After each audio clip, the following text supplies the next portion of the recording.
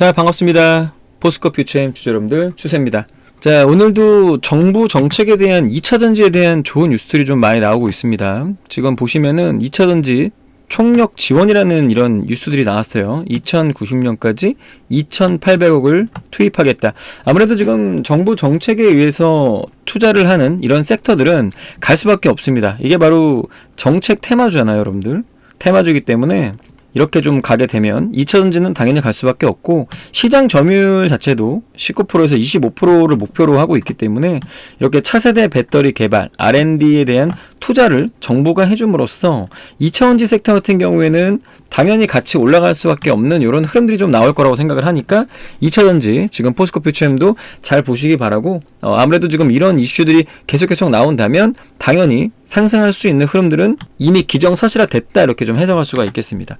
자, 일단은 정부가 전기차 캐즘, 일시적인 수요 정책에서 중국에 아무래도 좀 견제가 좀 있었는데, 그래도 지금 미국에서 중국을 견제를 해주다 보니까 반사이익이 온전히 지금 한국으로 올 수밖에 없는 이런 시장에서의 흐름이 지금 나타나고 있습니다. 그러다 보니까 지금 정부에서도 이렇게 K 배터리에 대한 경쟁력을 좀 강화하는 방향을 지금 모색을 하는 찰나에 29년까지 2,800억을 투입하겠다, 이런 이슈들이 있는 거예요. 그러다 보니까 전기차 같은 경우에는 아무래도 2차전지에서 전기차 ESS단, 이게 가장 최근에 크게 상승을 이끌었던 이런 섹터라고 보시면 좋겠는데, 거기에 이제 자율주행차, 드론, 미래 산업에 대한 전반적인 필수적인 이런 요소기 때문에 2차전지 같은 경우에는 앞으로 쓰임새가 있을 곳이 너무나 많이 있다, 이렇게 하기 때문에 지금 정부에서 이렇게 투자를 하는 게 아닌가 생각이 듭니다. 자, 아무래도 지금 이런 이슈들, 그리고 또 앞으로 지금 어떻게 보면은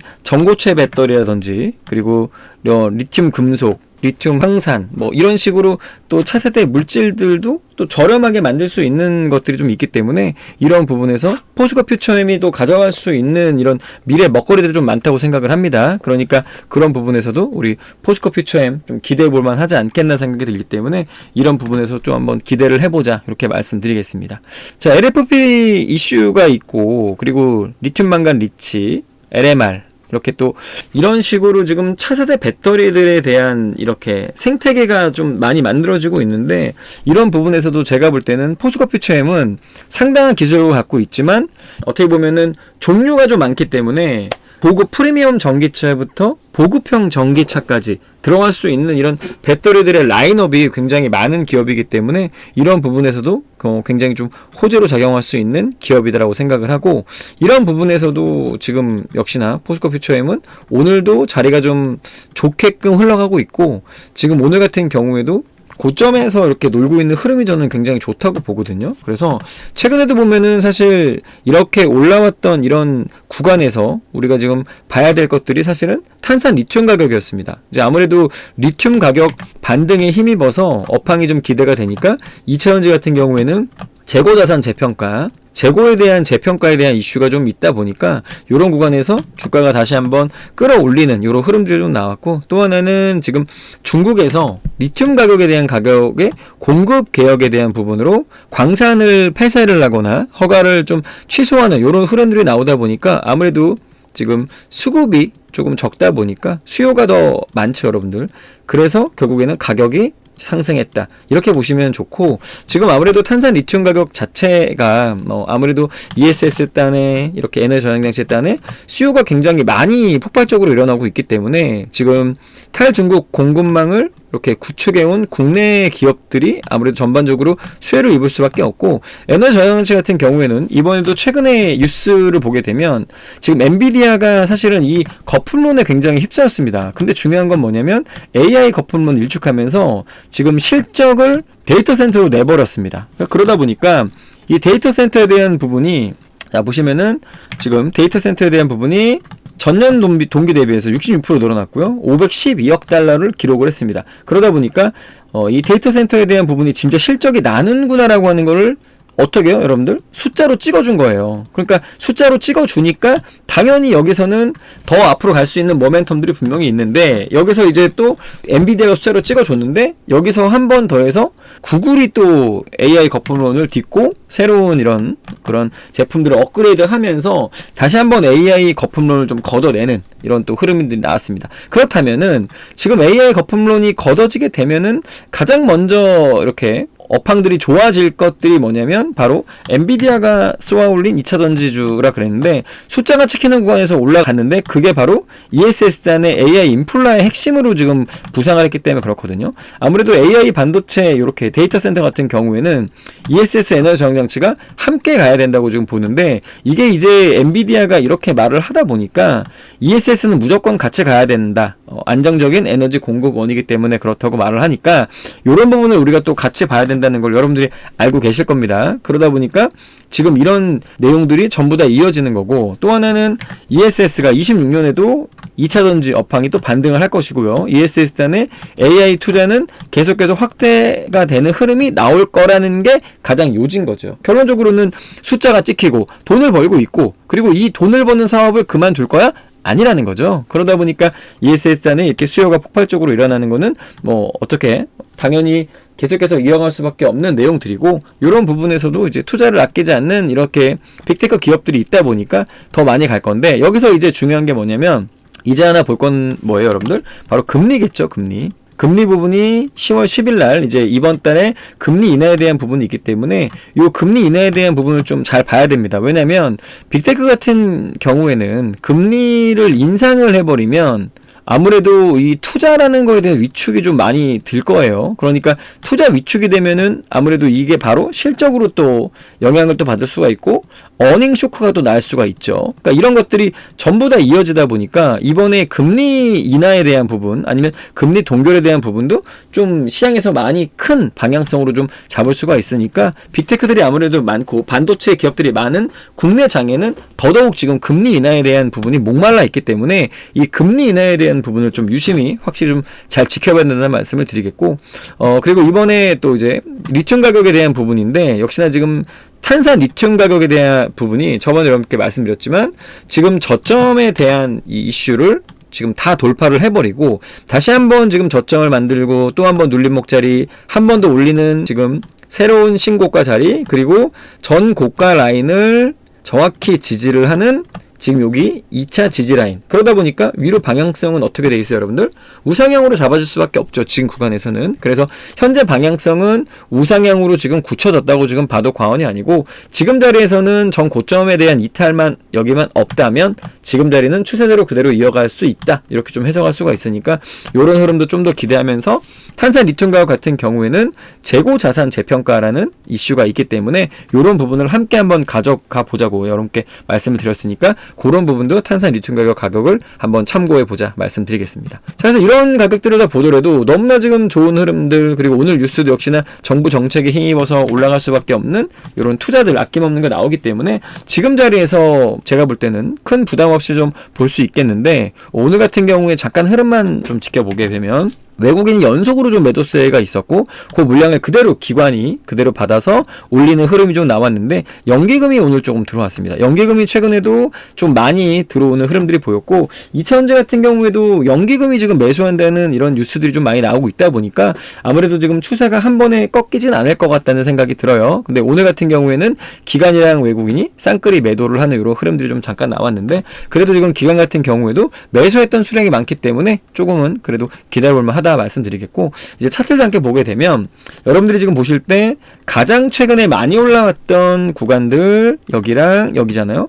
여기가 약간 성격이 다른데, 최근에 여기서 중기 라인을 지금 돌파하고 올라오는 여기는 확실히 탄산 리튬 가격 때문에 올라왔습니다. 탄산 리튬 가격 때문에 상승을 했고, 그 다음에 여기서 올라왔던 이슈는 뭐냐면 탄산 리튬 가격 플러스 실제로 실적 숫자가 찍히는 거를 이제 본 거거든요, 여러분들.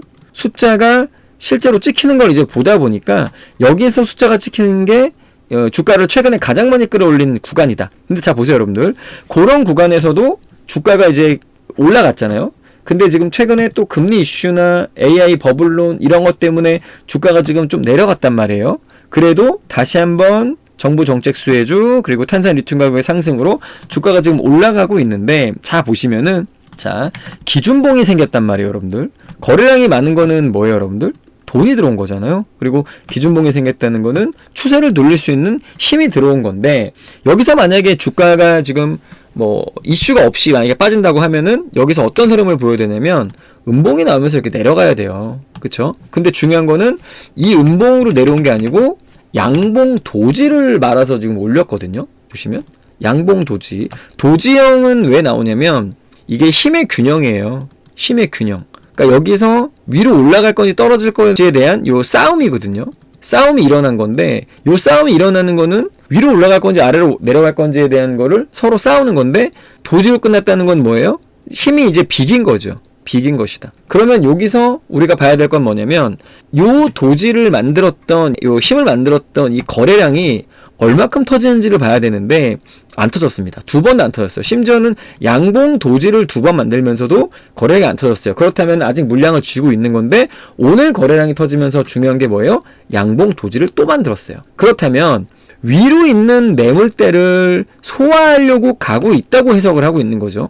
여기 있는 매물대들을 오늘 윗꼬리가 받아주면서 소화를 했는데, 만약에 여기서 위에 매물이 많이 나와서 밀리게 되면 여기서 음봉이 나와야 되거든요. 사실은 음봉이 나와서 밀려야 되는데 음봉이 안 나왔잖아요. 그렇다는 거는 지금 자리에서 양봉이 나올 수 있는 거는 위로 우상향으로 더 보는 사람들의 심리가 더 많이 작용이 된 거다, 이렇게 해석할 수가 있겠습니다. 그래서 제가 볼 때는 여기 구간들이 오늘 아무래도 지금 에코프로 BM이 오늘 세게 갔어요. 그러다 보니까 뭐 유럽 공략한다 뭐 이런 이슈들 때문에 오늘 에코프로랑 에코프로 BM이 세게 가다 보니까 이 포스코 퓨처엠도 같은 흐름을 좀 보인 게 아닌가 생각이 들어요. 다만 직접적인 뉴스는 에코프로나 에코프로 BM 뉴스다 보니까 아무래도 좀 그런 이슈에 있어서 조금은 좀 둔감하게 그래도 좀 반응을 했기 때문에 양봉 도지로 이렇게 끝났다고 좀 해석할 수가 있겠고, 그래서 지금 구간에서 22평선 구간을 그래도 견고하게 돌파를 한 흐름은 굉장히 좋은 흐름이다